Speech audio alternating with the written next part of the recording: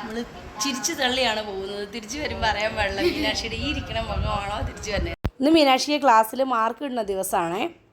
ഇവർക്ക് ക്രിസ്മസിന് mid time exam ഇല്ലായിരുന്നു, പകരം സ്കൂൾ ഓപ്പൺ ചെയ്ത് വന്നതിന് ശേഷമായിരുന്നു കേട്ടോ. അതിൻ്റെ റിസൾട്ടായിട്ട് ഇന്ന് അറിയണേ.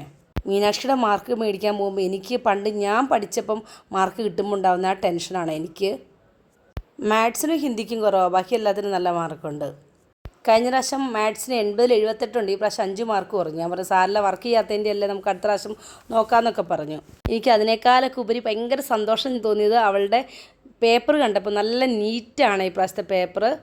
മീനാക്ഷിയുടെ ഹാൻഡ് റൈറ്റിംഗ് മഹാമോശമായിരുന്നു. അപ്പോൾ കഴിഞ്ഞ പ്രാവശ്യം ഞാൻ ചെന്നപ്പോൾ ഞാൻ ഇങ്ങനെ അഭിപ്രായം പറഞ്ഞു, മാമേ ഹാൻഡ് റൈറ്റിംഗ് മഹാമോശം, എന്തോ ചെയ്യുമെന്ന് അറിയത്തില്ല എന്ന് പറഞ്ഞപ്പം സുജാത മാം എടുത്ത എഫേർട്ടിൻ്റെ ഫലമായിട്ടാട്ടോ അവളുടെ ഹാൻഡ് റൈറ്റിംഗ് നല്ലപോലെ ഇമ്പ്രൂവായി. അതുപോലെ തന്നെ ആൻസർ ഷീറ്റ് നല്ല നീറ്റും. ഞാൻ സുജാത മാമിൻ്റെ അടുത്ത് ഒത്തിരി വട്ടം പറഞ്ഞു, മാം ഒരാൾ കാരണം ഇങ്ങനെ ഇത് വന്നത്. പെട്ടെന്ന് ഒരു മാസം കൊണ്ട് പെട്ടെന്നൊരു ചേഞ്ച് ഉണ്ടായി അവളുടെ ഹാൻഡ് റൈറ്റിങ്ങിലും ആ നീറ്റ്നെസ്സിനും ഒക്കെ കൂടി. പണ്ട് ഞാൻ ഭയങ്കര സ്ട്രിക്റ്റ് ആയിരുന്നു മാർക്കിൻ്റെ കാര്യത്തിൽ. ഇപ്പം ഞാൻ അത്ര സ്ട്രിക്റ്റ് ഒന്നുമില്ല, കുറച്ച് വിട്ട് പിടിച്ചേക്കുക.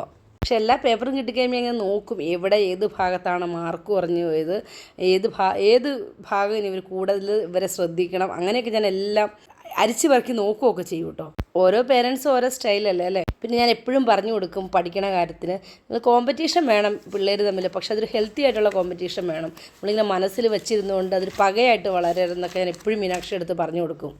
പിള്ളേർ നന്നായിട്ട് പഠിക്കുമെന്ന് പറഞ്ഞേക്കാളും ടീച്ചേഴ്സ് നല്ല സ്വഭാവം, അവളെപ്പറ്റി ഒന്നും പറയാനില്ലല്ലോ, നമ്മുടെ കൊച്ചല്ലേ എന്നൊക്കെ ടീച്ചേഴ്സ് ഇങ്ങനെ നമ്മൾ ഓരോ ടീച്ചേഴ്സിൻ്റെ അടുത്തേക്കെല്ലാം ഇങ്ങനെ പറയും. എനിക്കത് കേൾക്കാനായിട്ട് ഭയങ്കര സന്തോഷം.